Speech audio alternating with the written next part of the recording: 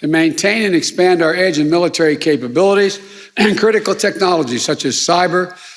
美国总统拜登公开谈话常常出现咳嗽或者是得清喉咙的状况。All three of our nations shared ability because the future.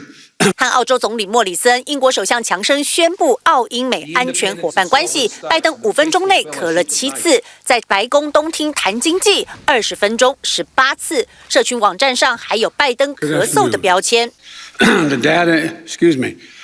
data is absolutely clear. The amounts that come into their bank accounts and what amounts go out of their bank accounts. 拜登咳嗽的问题引起关注，白宫发言人萨基表示，一直以来都有医生随行，并不是大问题。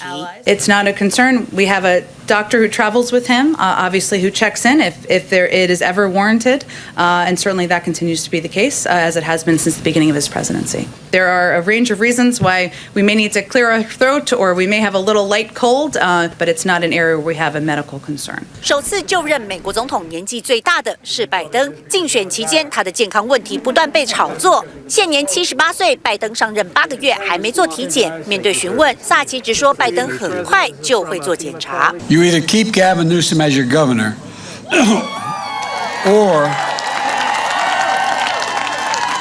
you'll get Donald Trump. TVBS 新闻倪家辉，美国华府报道。请订阅、按赞、分享 TVBS News 频道，要开启小铃铛哦。还有，下载 TVBS 新闻手机 App， 随时掌握国内外大事。